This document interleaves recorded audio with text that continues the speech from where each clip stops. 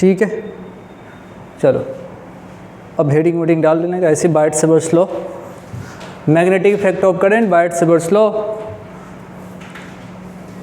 बाकी सब ठीक है।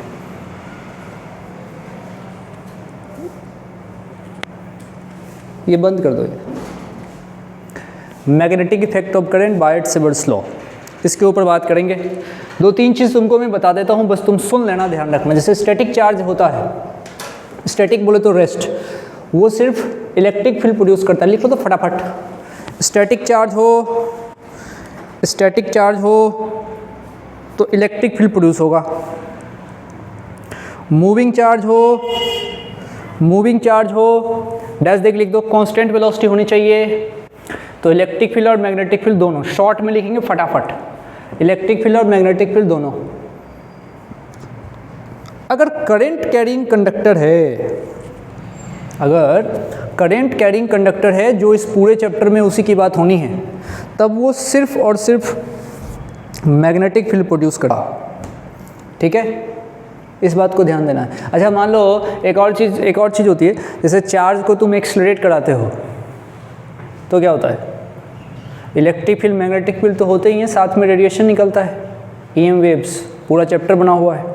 उसी ईएम वेव्स में जब वेव्स निकलेंगे, अलग अलग वेवलेंथ निकलेगा उसमें से, उसी वेवलेंथ में से जो 400 से लेके 700 नैनोमीटर के बीच में जो होता है, कुछ लोग 750 भी कहते हैं, उसको क्या बोलते हो तुम, लाइट।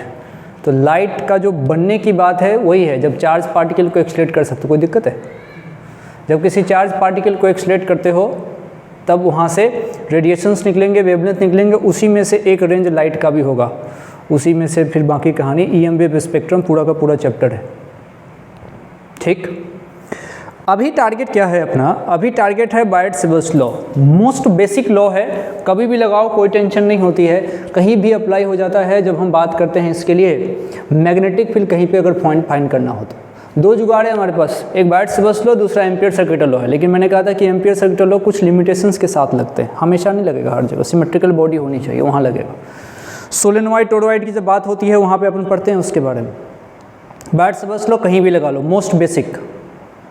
ठीक है अब एक और बात समझ, जैसे मैंने कहा था वर्क पावर एनर्जी कहीं भी लगा लो, कोई टेंशन नहीं, लेकिन वर्क पावर एनर्जी से क्वेश्चन थोड़े से देरी से बनते हैं with respect to conservation of mechanical energy, बनते हैं ना।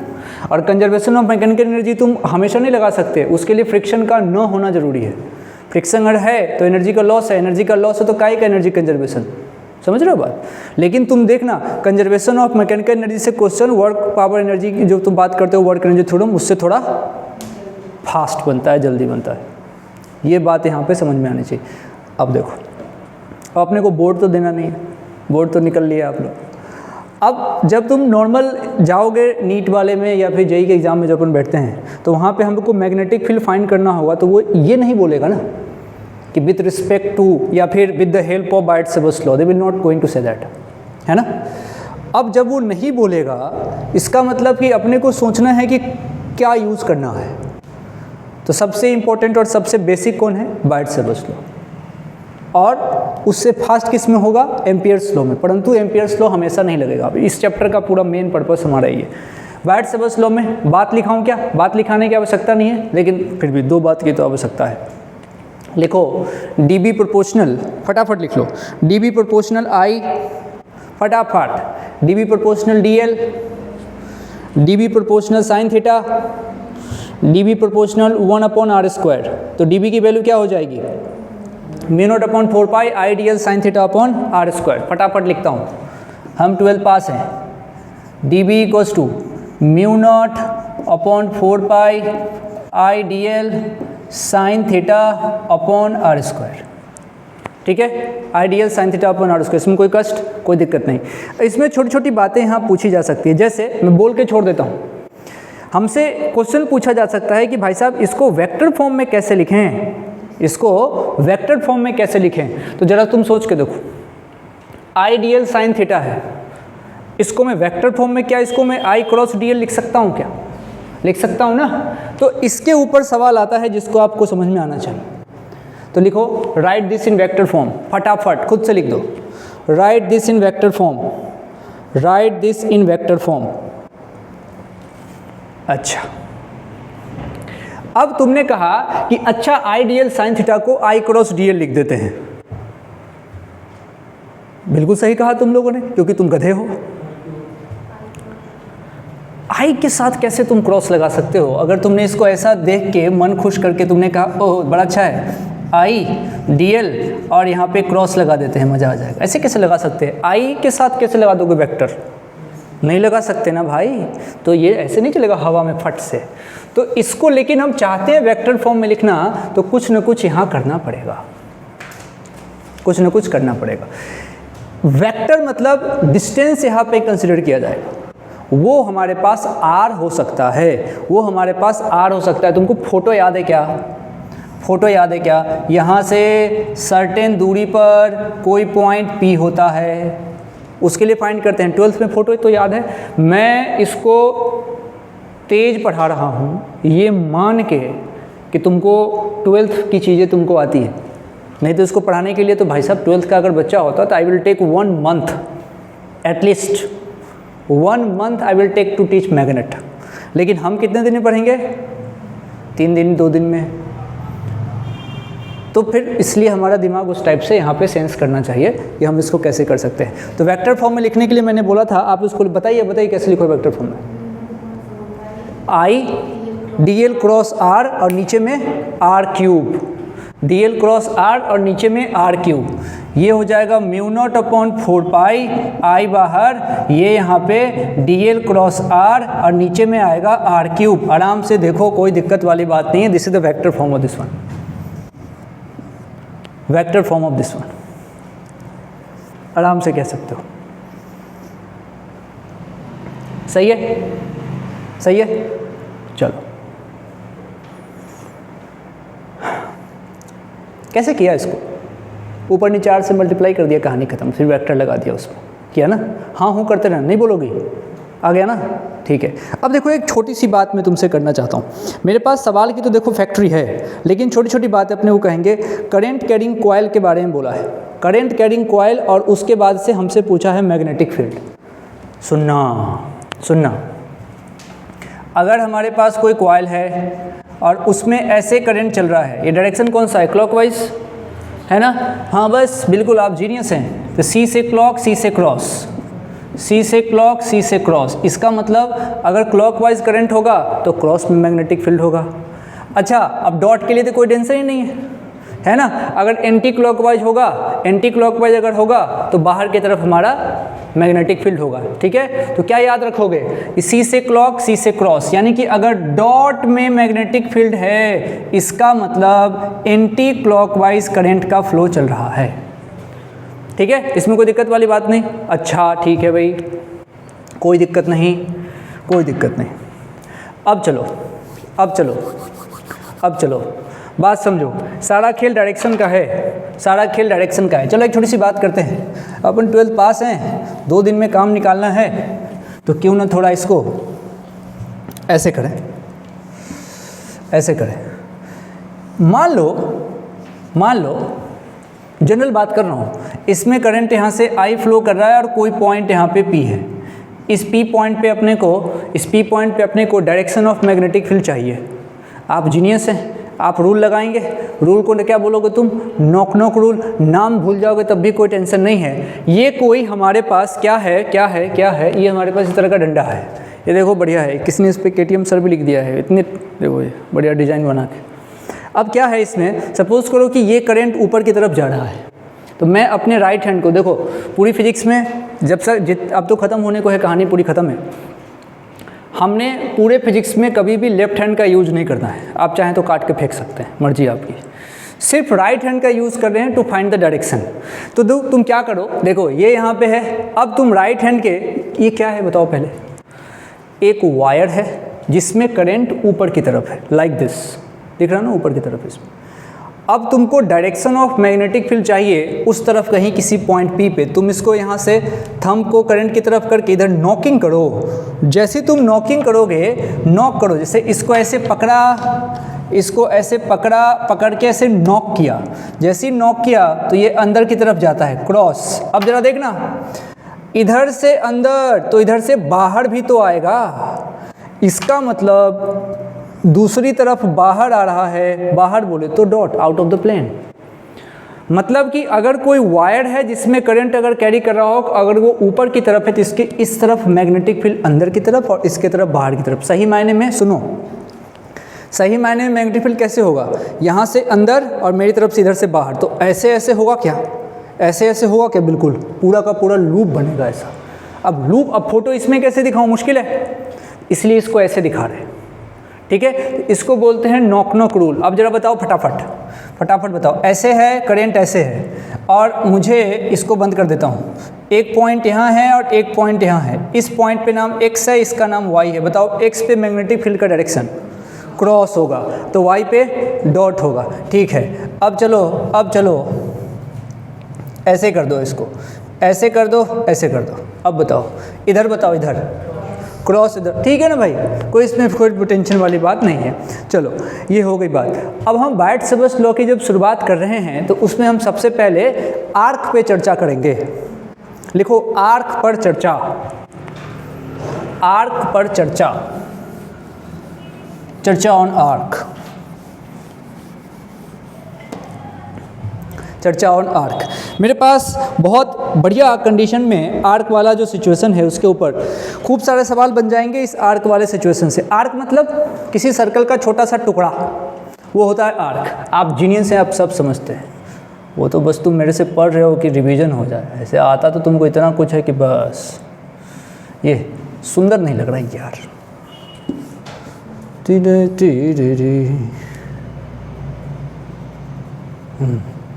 चलो, ये जो एंगल है, सपोज इसका नाम अल्फ़ा दे देते हैं, अल्फ़ा दे देते हैं। ये आर्क है, थोड़ा डार्क कर देता हूँ, आर्क कोड कर दो डार्क। ये आर्क है, रेडियस आर लेना, capital R is the radius, capital R is the radius. और करंट का फ्लो जहाँ मर्जी वहाँ करा लो, जहाँ मर्जी वहाँ करा लो। इसको मैंने कहा कि R is the radius, current मान लीजिए आपका मन इधर फ्लो कराने का है।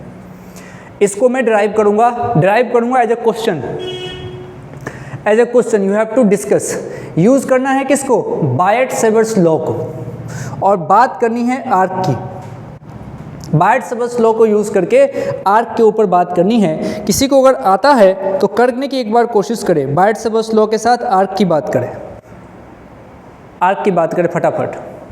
बायट-सैबर्स लॉ का यूज़ करके 30 सेकेंड रुक जाता हूँ, 30 सेकेंड रुक जाता हूँ।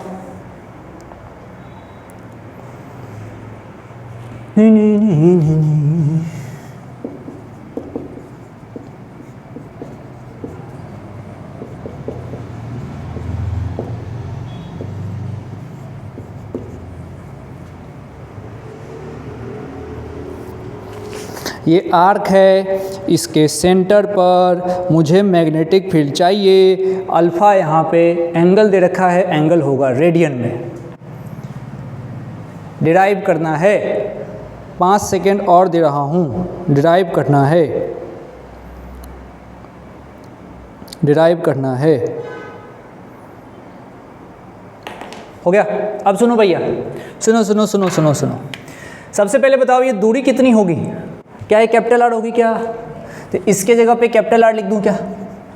ये लिख दिया मैंने कैपिटल आर, तो कैपिटल आर का स्क्वायर। बताओ जो कांस्टेंट है उसको बाहर निकाल लेते हैं। अच्छा बताओ थीटा कितना लूँगा मैं? 90 डिग्री। सोचो कोई एलिमेंट लोगे ऐसे बढ़ाओगे तो यहाँ से एंगल कितना पड़ेगा? 90 डिग्री पड़ेगा ना, 90 डिग्री। अच्छा अब आइडियल साइन 90, साइन 91, साइन 91 आराम से सुनते रहे ना दिमाग खोल के। μ/4 पाई कांस्टेंट है बाहर निकला, आई कांस्टेंट है बाहर निकला, आर स्क्वायर कांस्टेंट है बाहर निकला, तो इंटीग्रेशन किसका होगा? सिर्फ डीएल का, सिर्फ डीएल का। डीएल का इंटीग्रेशन 2πr कैसे होगा अभी हमको पता नहीं है, हमको पता नहीं है ना कि कितना बड़ा आर्क है। 2πr कब होता है? जब पूरा का पूरा सर्कल होता। बात समझो, मतलब इस पूरे के पूरे क्वेश्चन में सिर्फ इस बात पे फोकस है कि मैं इंटीग्रेशन डीएल का रखूंगा तो कितना होगा। मैंने माना कैपिटल एल होगा, मर्जी है हमारी। तो मैंने कहा ठीक है भैया, यहाँ से b की बात कर रहे हो, μ0/4 पाई कोई दिक्कत नहीं है, I/r², और dl का इंटीग्रेशन l लिख रहा हूँ, dl के इंटीग्रेशन को l लिख रहा हूँ, dl के इंटीग्रेशन को l लिख रहा हूँ। मैंने पहले कहा कि हम थोड़ा 2-4 स्टेप मन में कर लेंगे, है ना, तभी बात बनेगी ना, समझ रहे हो। मन में भी चलाते रहना चाहिए, किसी को दिक्कत हो गई तो दोबारा देख लेना, लेकिन कुछ स्टेप मन में करेंगे। एक एक लाइन लिखेंगे तब तो फिर 1 महीना चाहिए मेरे को, 1 महीना के बाद तो तुमको एग्जाम में बैठना है। अब चलो b की वैल्यू की बात करते हैं। ये रहा म्यू नॉट के साथ 4 पाई, उसके बाद से I अपॉन r छोड़ देता हूँ और यहाँ पे L अपॉन r लिख देता हूँ। थोड़ा रीअरेंज कर रहे हैं, L बाई आर क्या है भाई? L बाई आर, बिल्कुल सही, जोर से बोलो ना, क्या दिक्कत है? बिल्कुल अल्फा है। लेंथ अपॉन रेडियस, यही तो होता है एंगल। बस इसके ऊपर बात कर लो, बात बन जाएगी। आर्क अपॉन रेडियस, यही तो होता है एंगल, यानी कि L बाई आर मेरा अल्फा है। मतलब B का मतलब लिख सकता हूँ मैं mu naught upon 4 pi I alpha upon R, mu naught I alpha upon 4 pi R। ये याद होना चाहिए भाई। ये क्या है? Magnetic field at the centre of arc. पूरा बड़ा बड़ा अक्षर में सम्मान दे के लिखो इसको कि magnetic field at the centre of circular arc, magnetic field at the centre of circular arc. और वो कितना है? B equals to mu naught I alpha upon 4 pi R। B arc बराबर mu naught I alpha upon 4 pi R। R बोले तो उसका radius, अब एक हमने ड्राइव कर लिया, थोड़ा बुद्धि लगा के, बाकी चीज़ें अपने को समझ में आनी चाहिए। इसको याद रखना बहुत ज़रूरी है। याद किस किस को था याद? पक्का कसम खा के बोल रहे हो? ठीक, याद था तो अच्छी बात है, नहीं था तो याद रखना है, ठीक। अब ज़रा सोचो, अब क्वेश्चन कुछ भी नोटंकी कर ले, बोले कि भाई साहब ये सेमी सर्कल होता मतलब ऐसा होता, तो अल्फ़ा कितना होता? अल्फ़ा थीटा होता, पाई होता, बिल्कुल। तो अल्फ़ा के जगह पे तुम पाई लिख देते, तो पाई से पाई निपट जाता। सोचो, अगर मान लो पूरा सर्कल होता तो अल्फ़ा कितना होता? 2 पाई, तो ऊपर में 2 पाई लिखते, समझ रहे हो? तो मेरा आंसर कितना होता? Mu naught I upon 2R। पाई खत्म हो रहा है, रुक जाओ। मैंने कहा कि आर्क से रिलेटेड जो भी फिगर आएगा इसके बाद उसमें पाई कट रहा है, इस बात को समझ में आना है। तो तुम अपने मन को खुश करने के लिए 2-3 बात लिख लो। एक तो लिख लो सेमी सर्कल का खुद से, एक तो सेमी सर्कल का लिख लो, और एक पूरे सर्कल का लिख लो। सेमी सर्कल का mu naught I upon 4R, पूरे सर्किल का mu naught I upon 2R। Semicircle का mu naught I upon 4R, और एक लिख लो mu naught I upon 2R। Paper ये पूरा सर्कल, ये सेमी सर्कल। अरे सेमी सर्कल से याद आया, सेमी कंडक्टर पढ़ाना है भाई, सेमी कंडक्टर का लॉजिक गेट। देखो मैं लॉजिक गेट पढ़ाऊँगा कब?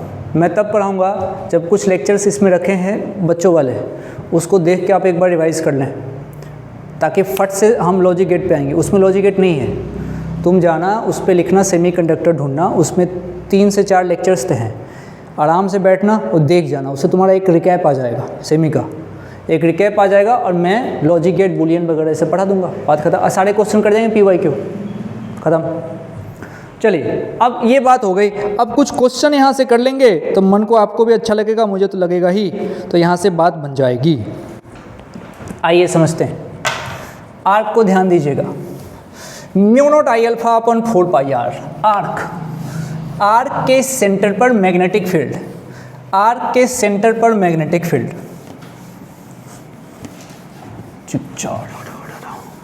सारा खेल इसकी प्रैक्टिस का है। बार्ट से बस लो पे कमांड होता है इसके प्रैक्टिस से। जैसे मान लो 2 कंसेंट्रिक सर्कल है, उसमें I1 I2 करंट दे रखा है क्लॉकवाइज डायरेक्शन में, ठीक है भाई, क्या दिक्कत है?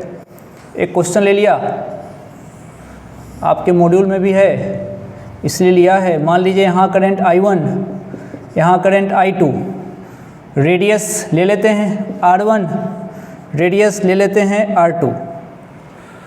ठीक है। और आपसे पूछ रहा है बताओ बेटा बी सेंटर कितना होगा, बेटा जल्दी से बता देगा।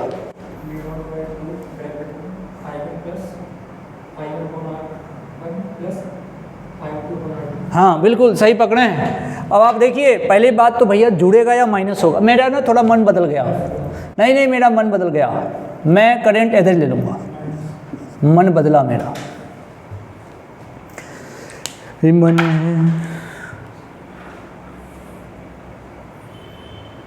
अब जरा देखो बाहर वाले सर्किल की बात करिए। सबसे पहले इसका नाम मैं दे देता हूँ 1 और अंदर वाले का नाम 2। तो नेट मैग्नेटिक फील्ड जो होगा बी नेट, वो मैं सुनो भैया वो B1 और प्लस माइनस B2 होगा। क्या प्लस माइनस B2 होगा।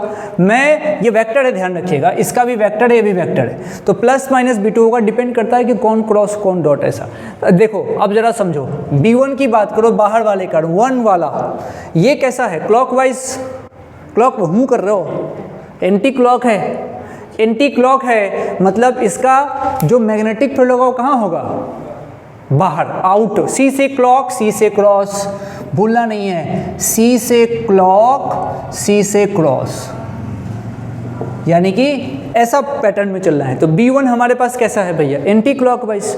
एंटी क्लॉकवाइज है मतलब इसके कारण जो मैग्नेटिक फील्ड होगा वो होगा आउट। अच्छा B2 क्लॉकवाइज दिख रहा है तो इसके कारण जो मैग्नेटिक फील्ड होगा ये होगा इन। इसका मतलब माइनस होगा, इसका मतलब माइनस होगा। अब इसमें से कोई ज़्यादा होगा कोई कम होगा, कोई ज़्यादा होगा कोई कम होगा, तो वो तो डिपेंड करेगा ना, डाटा दे रखा हुआ क्वेश्चन में, हम तो ऐसे ही लिख रहे हैं बस। अच्छा तो ठीक है, मैं मान लो B1 की वैल्यू लिखना चाहता हूँ, B1 की वैल्यू, B1 की वैल्यू, B1 इज ए पूरा का पूरा सर्कल, तो म्यू नॉट I/2R होता है। तो 1 के लिए क्या लिखोगे, 1 के लिए लिखोगे म्यू नॉट I नहीं, उसका नाम मान लो I2 है, अब चलो I2 लिख दिया, तो म्यू नॉट I2/2, इसका रेडियस कितना है R2, ऐसे लिखा हुआ है, ये B1 की वैल्यू है। अरे लिख रहे हैं ना, क्या दिक्कत है तुमको। अब उसके बाद से तुम B2 लिखोगे तो क्या लिखोगे, म्यू नॉट I1/2R1, ठीक है, आगे बढ़ जाओ, ठीक है भाई। तो इस तरीके से तुम कैसे भी करके इसको बड़े आराम से निकाल सकते हो, बड़े आराम से निकाल सकते हो। एक छोटी सी इसने बदमाशी करी है, छोटी सी बदमाशी करी है, क्या करी है देखो। अच्छा अभी कैसा है ये, अभी ये एक मेरे पास ये गोला, अभी ये एक गोला ऐसे और एक छोटे छोटे 2 गोले रखे हुए हैं, ठीक, तब तो बात बन गई। ये फोटो तुमको दिख गया, इसके अंदर एक रखा हुआ है, तब ये बात तुमको दिख गई, इसमें कोई दिक्कत नहीं। अब मैं थोड़ा एक काम करने जा रहा हूँ, अब तुम आंसर बताना ज़रा ध्यान से, अब तुम ज़रा सोच के बताना कि क्या कहानी बनेगी इसकी।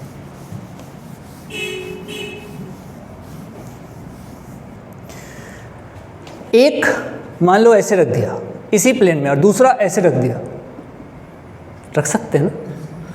अच्छा जो मैं ऐसे रखूँगा कोई कॉइल, जब कॉइल को मैं ऐसे रखूँगा तो उसका मैग्नेटिक फील्ड मान लो इस रीजन में कहीं होगा, सोचो। और जब ऐसे रखूँगा तो इस रीजन में कहीं होगा, सोचो। यानी कि जो नेट मैग्नेटिक फील्ड जो आना है, वो एक दूसरे के परपेंडिकुलर होगा, एक इस रीजन में और एक इस रीजन में, समझ रहे हो क्या। इसलिए डायरेक्शन का खेल है सारा कुछ। अब तुम इतने जीनियस हो कि तुम समझ रहे हो, तो एक मैं ऐसे रख रहा हूँ, ऐसे किसको रखा है, ऐसे इसको रखा, ये ऐसे रखा हुआ, उसको ऐसे दिखा दिया, और एक मैं ऐसे रख रहा हूँ, ऐसे किसको रख रहा हूँ, मान लो ऐसे रख दिया, चलो ऐसे रख देते हैं, रख सकते हैं ना, एक U और एक U वाला ऐसे है और एक हमारा ऐसे। तो जो ये रखूँगा उसका मैग्नेटिक फील्ड खटाक डंडा। अच्छा जो ये रखूँगा उसका मैग्नेटिक फील्ड ये है ना बात। तो ये बात अपने को समझ में आनी चाहिए कि नेट मैग्नेटिक फील्ड जो हमारा निकलेगा, एक इधर मतलब इधर, निकाल सकते हो क्या। दोनों के मैग्नेटिक फील्ड एक दूसरे पे परपेंडिकुलर में जाएंगे, कर सकते हैं। तो मान लो एक का नाम B1 है, अच्छा वैल्यू तो यहाँ लिखी हुई होगी करंट के हिसाब से, mu not I upon 2r, जो आई होगा उसका, जो रेडियस होगा उसका, जिसका आई रखोगे उसी का रेडियस रखोगे ना, सोचो। तो आई अगर पहले वाले का तो रेडियस भी पहले वाले का लेना, और उसके बाद से नेट मैग्नेटिक फील्ड निकालोगे तो अंडर रूट एक का स्क्वायर प्लस दूसरे का स्क्वायर कर सकते हैं। ठीक है, तो इस तरीके से बात बन जाएगी। और अब हमारे पास बायट-सैबर्स लॉ को सबसे फेमस एग्जांपल हमारे पास फाइनाइट लेंथ का वायर। आर्क कर लिया, सुनो मेरी बात, आर्क कर लिया पहले, आर्क के हेल्प से हमने सारे के सारे सर्कुलर वाले पोर्शन समझ लिए। सर्कुलर वाले पोर्शन में सबसे इंपॉर्टेंट कौन है? आर्क। तो मैं घर पे जाऊंगा, घर पे क्या जाऊंगा, मेरे पास कॉपी है, फटाफट सबसे पहले क्या, मैं बायट-सैबर्स लॉ की बात करूंगा। बायट-सैबर्स लॉ का फॉर्मूला अगर मैं मान लो भूल गया, तुम सोचो उसके एप्लीकेशन इंपॉर्टेंट है, तो बायट-सैबर्स लॉ में सबसे पहले ये है mu not I alpha upon 4πr। Arc हो, सर्कल हो, सेमी सर्कल हो, सब में चलेगा। अच्छा, उसके बाद जो अगला पॉइंट है वो है वायर। आर्क और वायर तुमको आ गया, खेल खत्म है अब। तो इससे अगला पॉइंट तुम्हारा वायर है। वायर में सबसे इंपॉर्टेंट डायरेक्शन के हिसाब से बताओ, जब आर्क वाला होगा तो सी से क्लॉक, सी से क्रॉस, आर्क वाला होगा तो सी से क्लॉक, सी से क्रॉस। क्लॉक में अगर तुम्हारा करंट है तो क्रॉस में मैग्नेटिक फील्ड होगा, डॉट बाहर की तरफ होता है, टेंशन ही नहीं है। अगर एक पता है दूसरा पता हो जाएगा। लेकिन जैसे ही वायर का केस आ गया तो नॉक नॉक रूल लगाना है। जिधर ये खटखट होगा, तुम इसको पकड़ रहे हो तो अंदर जाओगे, बाहर, मान लो कि तुम सिल रहे हो, इसको ऐसे सिलोगे, बाहर निकालोगे, सिलोगे, बाहर निकालोगे, ऐसे नॉक नॉक रूल, ऐसे पकड़ना है इसको कट से सीधा, समझ रहे हो? तो वायर में ऐसी कंडीशन चलेगी। अब लोगों ने वायर में क्या किया, फाइनाइट वायर लेके आए। अब तुम इतने जीनियस हो कि तुमको तो सब याद है, तुम कहोगे फाइनाइट वायर क्या बकवास हो रहा है, ये सब तो मेरे को सब आता है। तुम बोलोगे ऐसे ऐसे ऐसे ऐसे ऐसे ऐसे ऐसे ऐसे ऐसे ऐसे ऐसे ऐसे, और ये एक वायर है जिसमें करंट मान लो आई फ्लो कर रहा है। इतनी दूरी पर एक रेडियस हमने आर ले लिया, रेडियस मुंह से निकल गया है, मेरा कहने का मतलब दूरी है। यहाँ से आर दूरी पर कोई पॉइंट हमने पी ले लिया। अब ठीक है मामला, यहाँ से आर दूरी पर हमने पॉइंट ले लिया पी। अब मेरी इच्छा है कि मैं इस पी पॉइंट पे मैग्नेटिक फील्ड निकालूं। इच्छा है मेरी कि मैं निकालूं magnetic field eight point P. तुम बहादुर हो, तुमको एंगल पता होता है, इसका नाम थीटा, इसका नाम थीटा 2, थीटा 1, थीटा 2। और जिसको फार्मूला याद है फटाफट लिख दे, फाई 1 फाई 2 भी लिख सकते हैं। फिर इसके ऊपर सवाल आता है भर के, क्या होता है फार्मूला बताओ?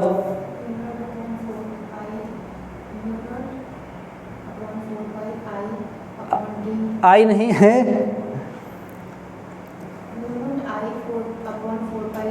हाँ बिल्कुल, हाँ अच्छा ठीक है। ये आर परेशान कर रहे थे, इसको नाम डी बोल दो, चलो ठीक है, डी बोल दो, ए बोल दो, जो भी अच्छा लगे। तो mu not I upon 4π D sine phi 1 या फिर sine theta 1 plus sine theta 2 आता है ना भाई। तो बोलते हैं इसको mu not I upon 4π D, और साथ में तुम यहाँ से बोलते हो साइन थीटा 1 प्लस यहाँ से बोलते हो तुम साइन थीटा 2, ठीक है। अब इसमें ये तो देखो याद होना चाहिए, डेरिवेशन है 12th में चाहिए अपने को, ये पता होना चाहिए। अब मैं इस वायर की लंबाई बढ़ाते जाऊँ, जहाँ तक बढ़ाऊँगा जितना ऊंचा जाएगा उतना इसको ऊंचा होकर छूना पड़ेगा टॉप के एंड को, इसलिए थीटा 90 की तरफ बढ़ता जाएगा। बढ़ते दोनों तरफ से अगर बढ़ जाए तो ये भी 90, ये भी 90, ये भी 1, ये भी 1, तो 2 हो गया। 2 से खत्म हो जाए, क्या बचा? Mu not I upon 2π D. तो ये बच जाएगा म्यू नॉट आई अपॉन नीचे बच जाएगा 2π डी। ये पता होना चाहिए, ये इनफाइनाइट वायर के लिए तुम लगाते हो। और डायरेक्शन कैसे निकालोगे? नॉक रूल से भैया। डायरेक्शन मत भूलो, डायरेक्शन को बार बार देखो। ऐसे करंट है, पॉइंट यहाँ है, एक्स यहाँ पे पॉइंट है जिसका नाम है वाई। बताओ, फिर से बताओ, एक्स पे मैग्नेटिक फील्ड अंदर, इधर आराम से लेके आओ, नॉक करो, ऐसे पकड़ने की कोशिश करो। तो यहाँ पे मैग्नेटिक फील्ड अंदर, यहाँ पे बाहर, सही है। तो इसमें कोई दिक्कत वाली बात नहीं है, वायर वाले केस में ऐसे चलता है, आराम से आप निकाल सकते हैं, कोई दिक्कत की बात नहीं है। चलो एक सवाल करते हैं। चकाजी करो भैया 7:30 हो गया क्या? यार आज घड़ी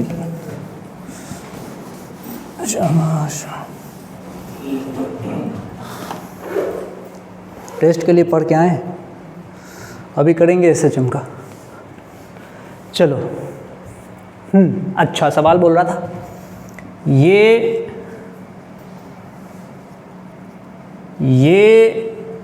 फिर ये करके दिखाओ, इसको माना ये रेडियस इसका R है, आज थोड़ा बेसिक कराया, कल इसको थोड़ा ऐसे वुर से हम अभी थोड़ा वार्म अप के लिए कल ऐसे हर से पहुँचा। हाँ, अब मेरा मन में इच्छा है कि मान लीजिए इसमें I करंट फ्लो हो रहा है बढ़िया, I करंट फ्लो हो रहा है बढ़िया, तो आपको मैग्नेटिक फील्ड बताना है, वो पॉइंट जो आपको दिख रहा है डॉटेड वाला सेंटर वाला उसका है। हाँ बिल्कुल बिल्कुल बिल्कुल, अगर कोई पॉइंट वायर वाली लाइन पे हो, अगर कोई पॉइंट, चूंकि रीज़न ये है कि एंगल कब बन रहा था, जब एंड को मिला रहे थे, लेकिन यहाँ से वायर तो इसी लाइन पे आ गया, तो इसके कारण नो मैग्नेटिक फील्ड, इसके कारण नो मैग्नेटिक फील्ड। मतलब अगर कोई पॉइंट वायर वाली लाइन पर है तो उस वायर के कारण उस पॉइंट पर कोई मैग्नेटिक फील्ड नहीं होगा। तो मैग्नेटिक फील्ड इन दोनों के कारण होगा ही नहीं, सिर्फ इसके कारण होगा, और वो इतना होगा μ/4πr। सही है क्या? ठीक है ठीक है। अब इसको ना, इसको आगे बढ़ाऊंगा कल इसको आगे बढ़ाऊंगा, तब जाके जो है बात होगी। कर दो उसको बंद, अभी तो रिवीजन देख लो। अब बाकी अभी टेस्ट कर लेते SHM का, फिर कल